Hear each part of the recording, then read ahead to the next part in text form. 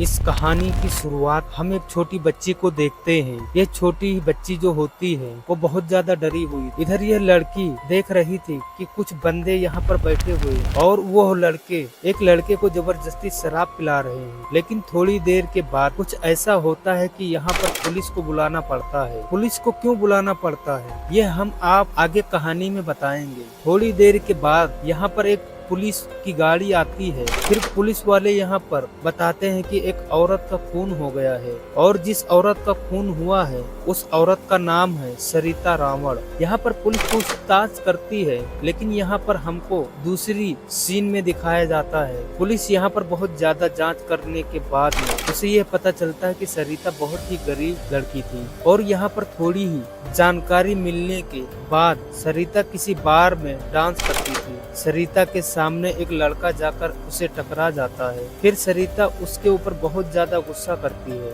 उस लड़के का नाम था मनोज। मनोज सरिता से कहता है कि इस तरीके से मुझे डांट रही है जिससे मैं तेरे को देखा ही नहीं कभी बार में डांस करते हुए। तब सरिता यहाँ पर बोलती है कि हाँ मैं डांस करती हूँ, तेरे को क्या। इसी के साथ में सरिता मनोज का यहाँ पर बहुत ज्यादा लफड़ा हो जाता है। फिर यहाँ पर कुछ और लोग आ जाते हैं और सरिता की छोटी बहन भी आ जाती है।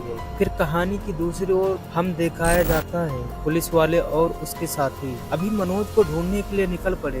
यहाँ पर मनोज के घर पर पुलिस आ जाती है उसे पूछताछ करने के लिए, लेकिन मनोज यहाँ पर नहीं मिलता है। तभी मनोज की माँ बोलती है कि मेरा बेटा बेकसूर है। पुलिस यहाँ से पूछताछ करके चली जाती है और मनोज को यहाँ पर एक फोटो ले लेती है। दोस्तों थोड़ी ही देर के बाद में हमें दूसरी सीन की साइड दिखाया जाता है कि सरिता की एक छोटी सी बेटी थी, उसे यहाँ पर पुलिस चौकी में बुलाया गया था। पुलिस वाले मैडम बच्ची से एक चॉकलेट का पैकेट देती है और सरिता छोटी सी बच्ची थी। सरिता की बेटी से पूछती है कि बेटा तुम बताओ कभी आई और बाबा में लफड़ा हुआ है। लेकिन दोस्तों बच्ची तो बच्ची होती है तो बच्ची यहाँ पर बोलती है कि हाँ। यह कहानी आप लोग आगे ऐसे ही देखते रहिए, इस वीडियो में बहुत मजा आने वाला है। अगर आप अभी तक हमारे चैनल को सब्सक्राइब नहीं किए हैं तो मेरे चैनल को सब्सक्राइब जरूर कर लेना और एक प्यारा सा लाइक करके कमेंट बॉक्स में हमें जरूर बताना। तो चलिए कहानी की ओर बढ़ते हैं। यहाँ पर पुलिस वाली सरिता की बेटी से पूछताछ कर रहे होते हैं और सरिता की बेटी भी बताती है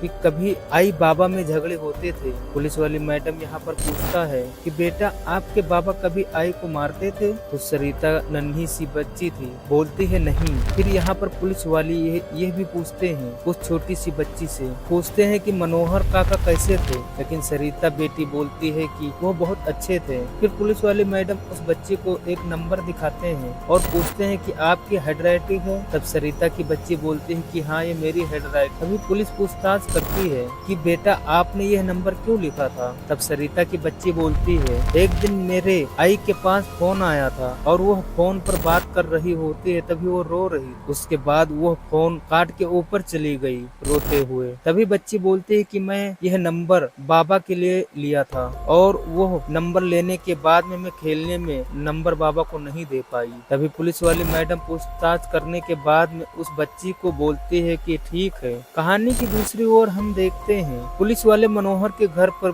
पहुंच जाते हैं और उससे पूछताछ करते हैं। सरिता की बच्ची ने जो नंबर लिखा था पुलिस वाले ने उसके घर को ट्रैक करने के लिए दे दिया था। यहाँ पर मनोहर से पूछताछ हो रही थी। तभी पुलिस वाली मैडम बोलती है कि तुम अपना फोन दिखाओ। वो अपना फोन दे देता है देखने के लिए। फोन चेक करने के बाद मनोहर को छोड़ देती है। दूसरी तरफ हमको दिखाया जाता है कि वो नंबर ट्रैक हो गया था। वो नंबर किसी बार से आया हुआ था फोन। अब हमको कहानी की दूसरी ओर लेकर चलते हैं। पुलिस वाले बार में आए हुए छानबीन करने के लिए। यहाँ बार में आने के बाद पुलिस वाले मैनेजर से बात करते हैं और बोलते हैं कि मुझे तुम्हारा सीसीटीवी कैमरा चेक करना है। जिस रात वो घटना हुई उस रात एक खुशबू नाम की लड़की सरिता से बात कर रही थी। पुलिस वाले मैनेजर से बोलते हैं कि इसको बुलाओ।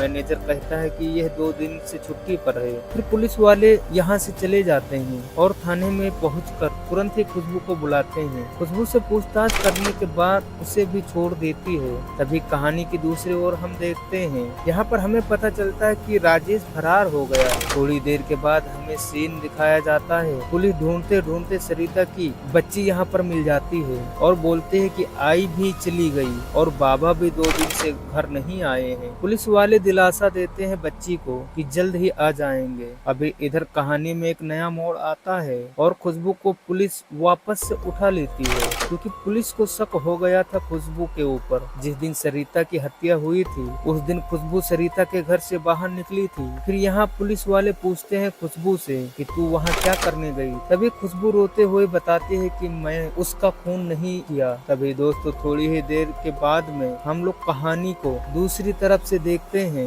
यहाँ पर हमें पता चलता है कि राजेश की भी हत्या हो गई है। ये सब देखकर पुलिस वाले बहुत ज्यादा शौक में आ जाते हैं। यहाँ पर दोस्तों पुलिस पता लगा लेती है कि राजेश को किसने मारा है। पुलिस उसे तुरंत ही थाने में ले जाती है और उसे 2 थप्पड़ मारती है। तभी वो सारा सच बता देता है कि राजेश को उसने क्यों मारा है, और वो बताता है कि सरिता को मारने के लिए राजेश ने मुझे 3 लाख का ऑफर दिया था। जिस बंदे ने मारा था उस बंदे का नाम था गोल्डी। सरिता यहाँ पर गोल्डी को आवाज देती है और बोलती है गोल्डी तू कहाँ है। तभी थोड़ी देर के बाद में गोल्डी ऊपर से बोलता है कि मैं ऊपर हूँ मैडम। तभी सरिता छत के ऊपर जाती है और गोल्डी सरिता की हत्या कर देता है। लेकिन हत्या करने के बाद वहाँ पर देखता है कि राजेश ने जो बोला था कि 3 लाख रखा हुआ है वो पैसा वहाँ पर नहीं मिला गोल्डी को। फिर गोल्डी 2-3 दिन लगातार राजेश को फोन किया, लेकिन राजेश ने उसका पैसा नहीं दिया। राजेश ने गोल्डी से ये कहा कि तुम मेरे को बार बार पैसा मांगोगे तो मैं खुशबू से बयान दिला दूंगा कि सरिता की हत्या तूने किया है। उसके बाद गोल्डी को गुस्सा आया,